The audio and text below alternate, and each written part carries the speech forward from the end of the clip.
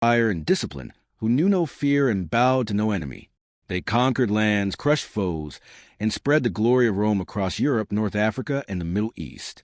But there was one enemy that even the bravest Roman soldiers could not withstand: the deadly allure of seductive spies.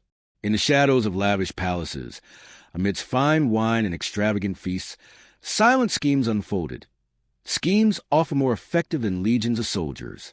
It was in these settings that beautiful, intelligent, and cunning women stepped into history, not with swords, but with glances, lips, and cold calculation. One of the most famous stories begins in the 1st century BC, when General Marcus Antonius, better known as Mark Antony, a Roman hero, fell into the web of Queen Cleopatra of Egypt. Cleopatra was not only beautiful, she was a master of political strategy. She did not seduce Antony for love. She sought power and knew that controlling the heart of a general might be the fastest way to influence an entire empire.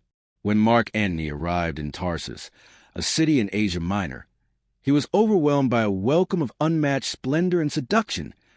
Cleopatra descended from a ship decorated like the vessel of the goddess Aphrodite, clad in a veil as sheer as mist, amid incense smoke and enchanting music.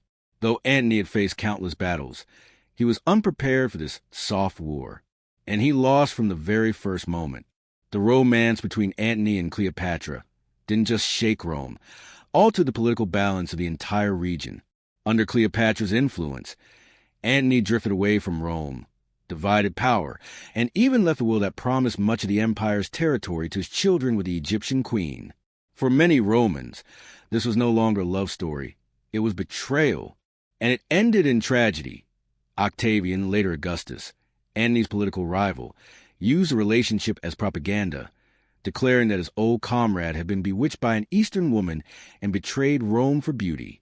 But Cleopatra was not the only one to wield love as a deadly weapon. In 69 CE, during a time of chaos known as the Year of the Four Emperors, a woman named Caenis emerged, believed to play a behind-the-scenes role in guiding Emperor Vespasian.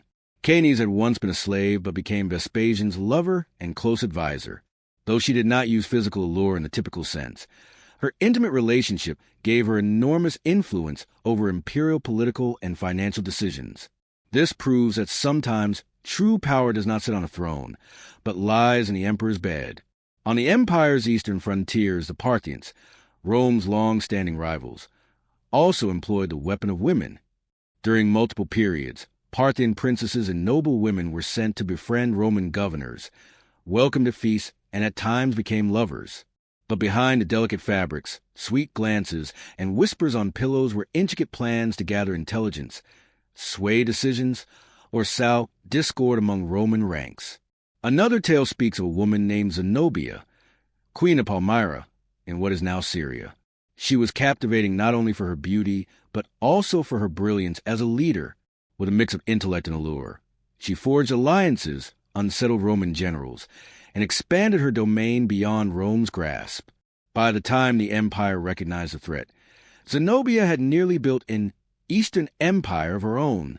So why did Roman warriors, symbols of logic, strength, and discipline, fall so easily into traps of love? Perhaps because they weren't trained to fight enemies without armor. They knew how to dodge arrows, but not enchanting glances. They could battle for days on open fields, yet were helpless against a kiss under moonlight.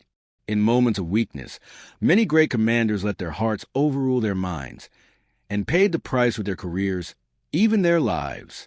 The truth is, in any civilization, love has always been a double-edged sword. For Roman warriors, it was especially dangerous because they lived in a world where honor and power were everything. A single emotional mistake could cost a province, an army, or even the empire itself. And yet, it's undeniable that these dangerous romances add irresistible drama to Roman history. Battles weren't fought with swords alone, but with schemes, emotions, and complex relationships. And the women, whether remembered or forgotten by history, helped shape the destiny of an entire empire. Today, among the ruins of Rome, you'll find countless statues of generals, emperors, and mighty warriors. But there are no monuments for the women who brought them to their knees. They are invisible in the history books, but their power, subtle and seductive, was no less mighty than any sword. And perhaps That was their greatest victory of all.